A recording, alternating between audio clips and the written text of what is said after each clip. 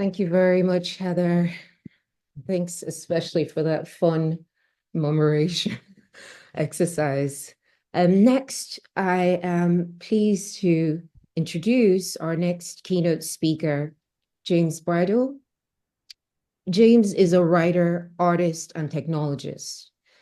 Their artworks have been commissioned by galleries and institutions and exhibited worldwide and on the internet. Their writing has appeared in magazines and newspapers, including Wired, The Atlantic, The New Statesman, The Guardian, and The Financial Times. They are the author of The New Age and Ways of Being. James's work has deeply influenced our project's approach and philosophy. We're honored to have them make a special appearance and speak about how engaging with more than human intelligences has a transformational effect. James will be joining us online. So let me switch to the Zoom. Thank you very much. Thanks for having me as a giant floating head. It's always a bit of a strange sort of remote experience, but I really appreciate it. Yeah, thanks to the organizers and the RCA for inviting me. Thank you particularly to Heather for that fantastic talk. It was really beautiful. I was sorry not to be part of that murmuration, which looked like a lovely experience. Let's see if I can do this. No, that's not what I'm trying to do. I'm trying to do this and almost this, which I hope has worked for you. Hello, I'm James. I'm a writer and artist, and I'm interested in what it means to be regenerative, to be ecological, to be a human and a more than human on the planet in the present moment, and hopefully into the future. I was going to talk a bit today about what that really means. I think we're entering a really amazing, potentially incredible moment when more and more of us are starting to recognize the need for deepening our relationship with every other being that inhabits this planet and that in sum total of the planet itself. And so these terms like regenerative and more than human, and this whole kind of way of speaking about the world is entering into a wider discourse. And that's great. But I think what matters deeply is that it also comes with a change. I think this was part of one of sort of Heather's descriptions of what it means to be regenerative. It is a process of change, and that's a process of change that doesn't just happen in the work. But maybe what I mean by that will become clear in the next half hour or so. I want to emphasize that I come from a strange position. Am I huge in front of my slides? Oh, well, it doesn't matter. They're just there to guide me. You can see a little bit, or you can see Lisa Dole's arm perhaps there if you're seeing what I'm seeing. I come from a background that feels very far from where I am now. I come from this as a computer scientist, as a technologist, subsequently as a visual artist concerned with technology. And one of the ways in which I end up doing the kind of things that I do now is that I became incredibly disillusioned and quite frightened by the way in which not only the way in which the technological systems that I saw in development around me were thinking, reinforcing, and constructing the world that we all inhabit, but even that the forms of critique that we had to address them weren't really doing that. Essentially, most of our forms of critique for problems that we see in the world at the present day, they feel like they mostly do the work of kind of representing those things, raising awareness perhaps of them in the loosest possible way, of reflecting them back at society in ways that I don't think achieve much, that do not that simply replicate the same kind of systems that we're trying to critique, and therefore they entrench them.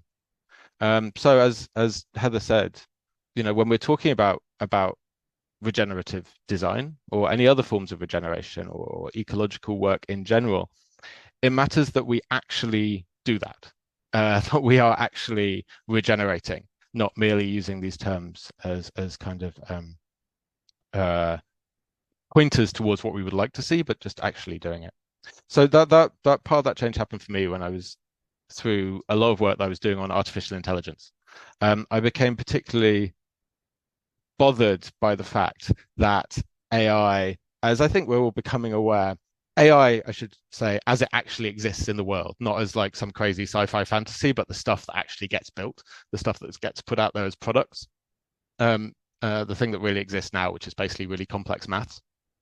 The way that thought about what intelligence was, which essentially was something a kind of hyper capitalist and hyper rationalist way of approaching the world, a way of thinking the world that was concerned with profit and loss, with winning and losing.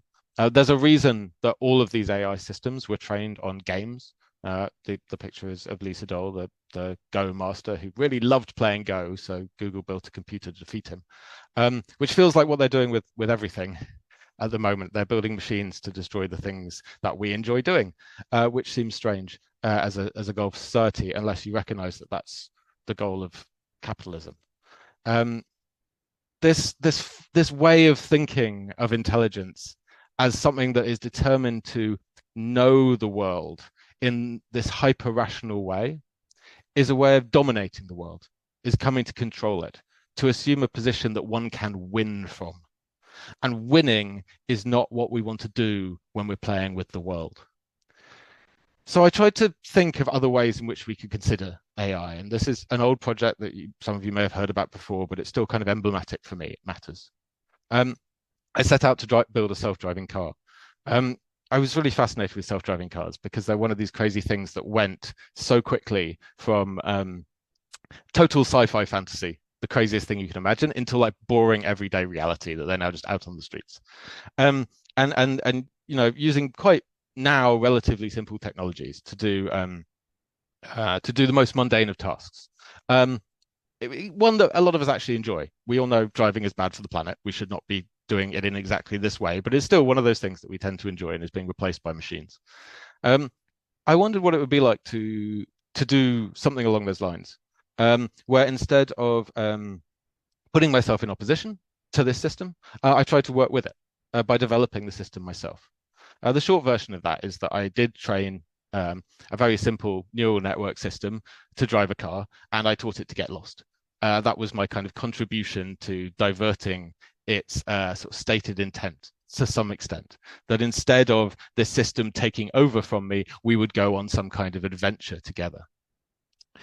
But what I also discovered during that process was that I started to understand a little about the way the system saw the world. I started to understand the Umwelt of this kind of machine. Umwelt is a term from kind of behavioral sciences that tries to think about the kind of total perception and life experiences of an organism. Every living being has an Umwelt, it has its own perceptions of the world, and it builds its experiences out of those perceptions, and all of those are unique to each individual organism. So what is the Umwelt of this machine? You know, because I was building it, I could kind of sometimes see through its cameras, I could understand the senses, the sensory data it was gathering from its environment, from GPS satellites, from the speedometer, this kind of thing. Like, how was it learning to see the world? And as a result of that, I was able to kind of go a step further than just the getting lost bit, which is that I developed this thing, which is a trap for a self-driving car. It's a solid line and a dashed line around the car, which forms a no entry sign, a kind of magical signal that when the car enters, it can't leave. It's a thing. It was funny to me at the time. It still kind of is. But what it really, what came to me after a lot more thinking about it, is that what I was really thinking about here was that I was thinking about the sensory world that we both shared. That by spending enough time with this machine, I started to understand the way that it saw the world. I found the points at which we could both see the same world. And then I was able to intervene in that world into a space that we could both perceive. And of course, in the case of an artwork, that an audience could perceive. that this action, the trap, the circle, took place in a kind of shared space. It showed that we shared a world. And it took me a long time to understand personally the significance of what that meant in this context. This idea that we actually share a world and how meaningful that is. Because it's very easy when talking about more than human and the non-human intelligences and the beinghood of the earth, and we can use all these nice terms for it. We often find ourselves emphasizing how unknowable it is to us. The fact that we can never really know what it is to be another organism. And I'm not sure that's entirely true. And I also don't think it's maybe as problematic as we like to think it is. So I spent a lot of time gathering wondrous and interesting to me examples of the shared world that we all inhabit, trying to find the things that we can really understand about the non-human world that perhaps fill us with wonder and allow us to experience it directly in radically different ways. And some of this does come from, a lot of this does come from science. This image is in reference to a really kind of fundamental experiment for me when some researchers took some caterpillars, they placed them on the leaves of a cabbage plant, and they recorded the sound of the caterpillars munching on the leaves. When this happens, plants flood their leaves with chemical defenses to try and stop the caterpillars eating them, and that is measurable as well. What the researchers found was when they took the caterpillars away again, they left the plants there for a while, and then they played the plants the sound of the caterpillars munching, and the plants immediately flooded their leaves with the same chemicals. So plants can hear. This had not been scientifically proved and understood in this way previously. And in fact, I shouldn't say understood because we don't really know what their mechanisms for doing it are. We don't know how plants hear. But we know that they can hear. We share a world. There are points of overlap between our perceptions that we have in common with beings that are so radically different to us. And we live in the same world on the same planet. And that world is filled with an incredible variety of different senses and signals and experiences being passed between beings of all kinds at all times. One that we don't participate in so directly, but is yet happening all around us, is communication between flowers and plants, flowers and bees, moths, their pollinators. So for a long time, we've understood, because we're primarily visual, that flowers signal to their pollinators through the displays of their flowers, through color and shape and so on and so forth. But we now also understand that flowers hear.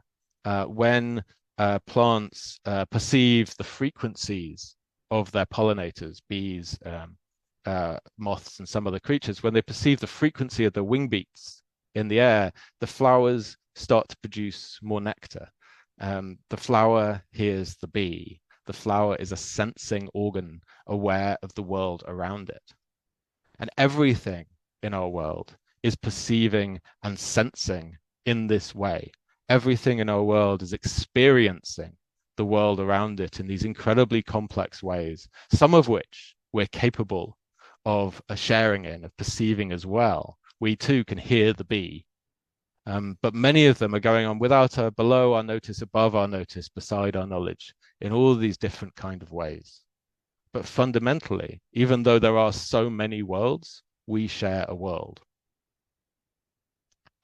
One of my favorite scientists is someone called Monica Galliano, who some of you might know. Monica Galliano started out as an animal behavioral scientist, which somewhat informed her work in botany, because she began by treating the plants she studied not as botany has historically treated plants, as kind of assemblages, as machines that you could kind of cut up and break up into their parts, cut open, examine as kind of tiny pieces and miss out on the whole. She treated them essentially as sensing individuals, as beings that experience the world. And she designed a really amazing experiment with these participants, which are Mimosas, that's it. Sorry, blanked there for a second. Mimosa flowers or mimosa plants. Mimosas are amazing because they're really great participants in experiments because they are one of the few plants in the world that respond at human speed, at speeds that we can naturally perceive. When you touch them, poke them in some way, their leaves will curl up very rapidly like this. So what Galeano did was she took a bunch of these plants, she put them in pots, she put these pots on a rail, and she dropped them one at a time, just like 10 centimeters. Not enough to damage them, but enough to give them this shock, which caused them to close up. And what she noticed was after a few times, the plants, they stopped closing up. She did other things to them. She blew them with wind, she poked them, they'd close up. But when she dropped them, these plants that have been dropped multiple times before, they'd stopped closing up. She also left them for long periods of time, for weeks, even months, and discovered that this behavior persisted. And what this experiment seems to show is that plants learn.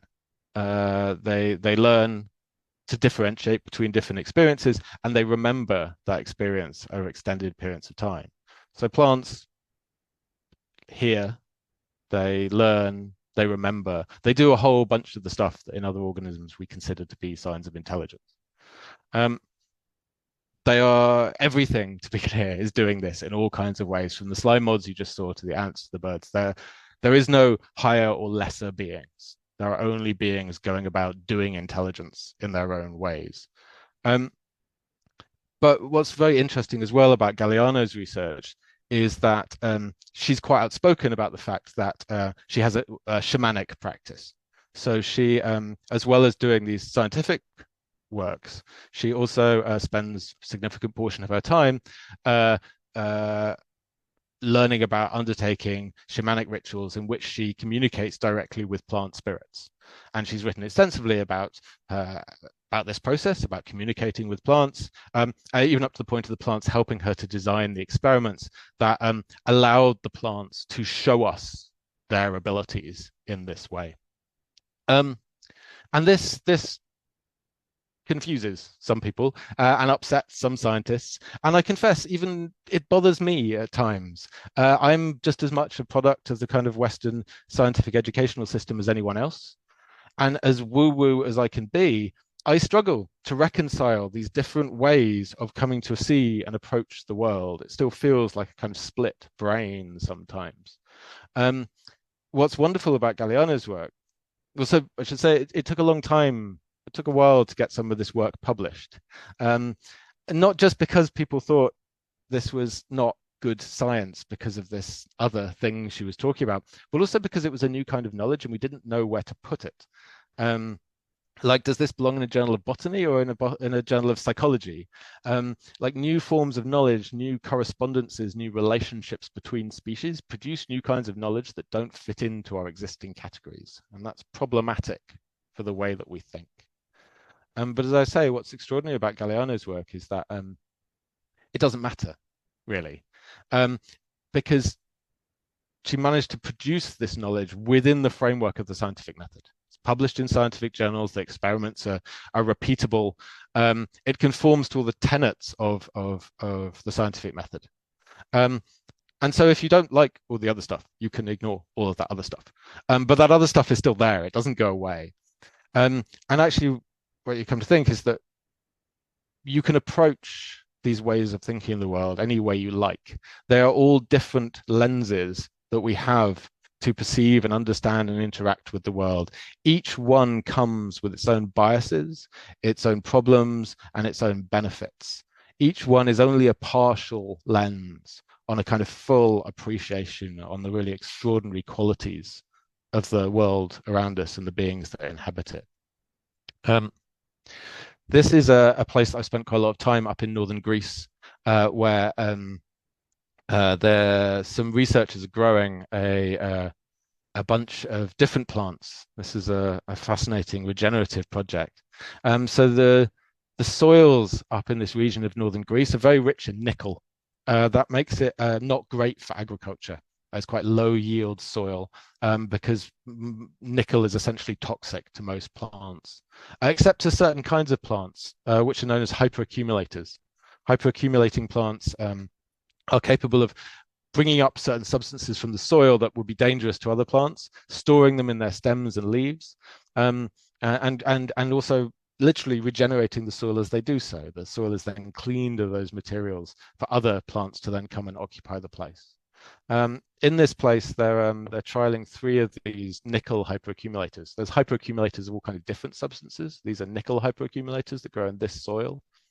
And there's 3 of them there. There's one called Alison morale. Alison morale grows all around the Mediterranean. And what's the second one called? Bornemoella is something. I'm completely blanking on it right now. That grows only within northern Greece and Albania. And this plant in the picture here, which is Bornemoella tymphea, which is named for Mount Tymphy, a local mountain in the region, and only grows within 50 kilometers of this mountain. And of those 3, the order in which I've told you is an order of increasing ability to accumulate nickel from the soil. Because the more endemic each of these plants is, the greater the local knowledge of the place that they have is. They have an understanding of the place they're in because of the time they've spent in there. They're rooted literally into the place that they're in. And the knowledge that they have to share with us is a product of their experience of that place. These are not things one can discover or learn about from a position of abstraction, from a position of kind of delocalized thinking about the world. They're forms of understanding that come from rooting oneself as well into particular places in the world and learning about them. These, if you've never seen them before, are the amazing living bridges of North India, where in certain communities over generations, over hundreds, if not thousands of years, communities have tied together the roots of trees, fig trees, in order to make living bridges across the rivers that withstand flood and storm better than bridges of stone and concrete. They also tend the plants over generations. That's what regeneration means. It's an ongoing relationship. They plant the trees where they'll need them for the next generation so that they can build the bridges later. And they keep the plants healthy. But what this makes me think about is the fact that this kind of work, regenerative work, is the ground on which we all already stand. If you're coming anew to these kind of practices, as I have been for a long time, they're not things we're coming to from outer space. They're here alongside us already. They've been growing around us all this time, and we're only just starting to notice. There is no separation between us and the world.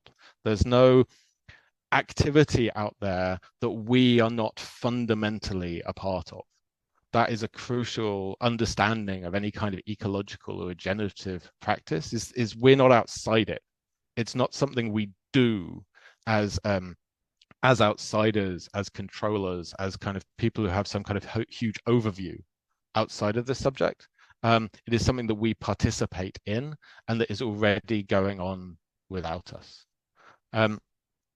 Heather mentioned the more tentatively, which is fine, than I would have done, the culture of ants. I believe utterly and totally, and it goes beyond belief, in the culture of other beings. Heather mentioned the ants bury their dead. These are orcas who mourn their dead. This is an orca mother carrying her child who passed for weeks at a time through the ocean, while other orcas paid their respects and condolences. Behaviors like this have been documented across species. There's simply no excuse for us at this point to ignore the fact that we live in vast communities of beings whose cultures are vast and complex in turn, and that we have paid so little attention to. And I'm doing very big hand wavy. I'm speaking largely I am speaking obviously as a Western educated white European male, and from the context of the kind of education that I've received. that has been largely ignored in the kind of practices that we're talking about today, and I think most of us are active in. The world is full of these other cultures, these other ways of being, that are already in existence, that we need to introduce ourselves to in various ways. There's the extraordinary work of one of my favorite primate researchers, Barbara Smoot's. Barbara Smoot spent decades working with troops of baboons in East Africa.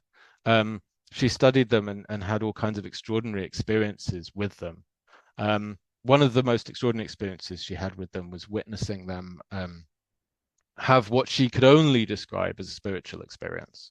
She was walking with them one day along a kind of partially dried out riverbed filled with puddles. And without any apparent signal, all the baboons took up positions around these puddles and just sat there in complete silence, staring into the pools of water.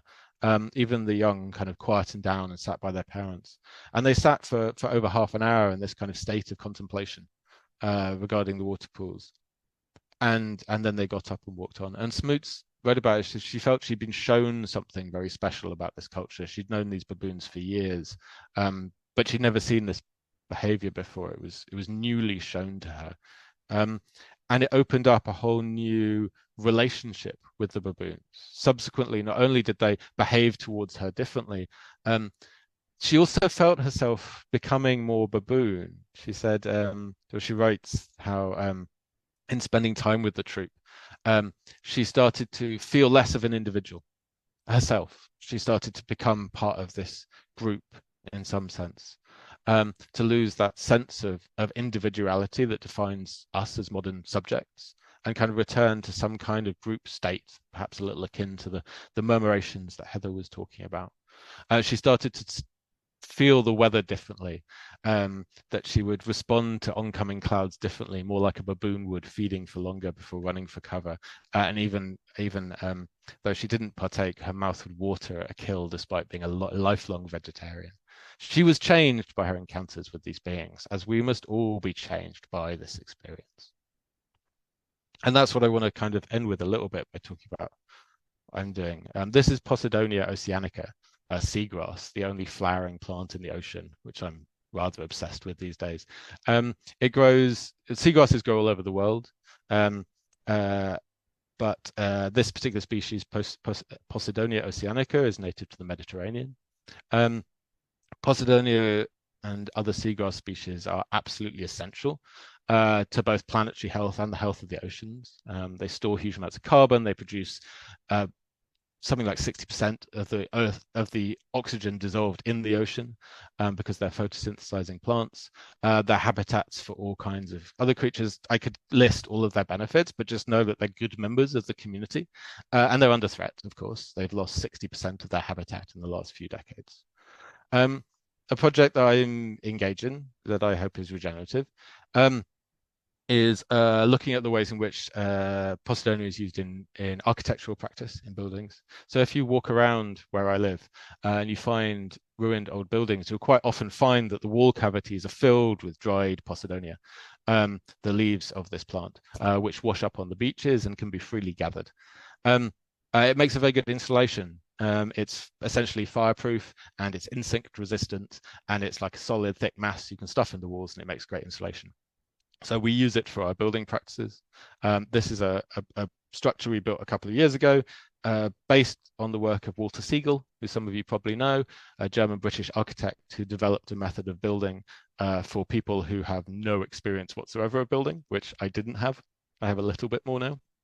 But really, for anyone people who've never picked up a hammer or cut a piece of wood can learn to build a Siegel building. And if you go down to Lewisham, you can find several streets of this housing. It's wonderful stuff. So we followed his plans, adapted just with this little kind of twist of something regenerative, gathering the seagrass where it grows up on the beaches, and stuffing it into the voids of the house. As I said, as a form of insulation. We're looking at various ways of doing this. We work with this, and we work with other communities, teaching people to do this and learning more about it. And that's the sort of good, solid design part of it.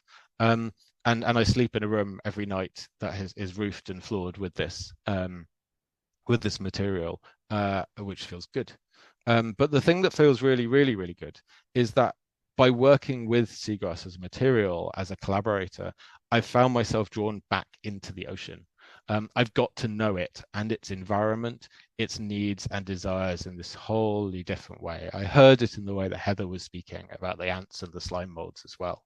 When you do this work, you are fundamentally changed by the encounters that you have with the beings that you work with. And this is not a happy side effect. This is the point. This is why we should do regenerative work, right? I've said at several points during this talk that that there is no separation between us and the world, but most of the problems of the world are caused by our perception or even lack of awareness of that separation, that we think ourselves separate from it.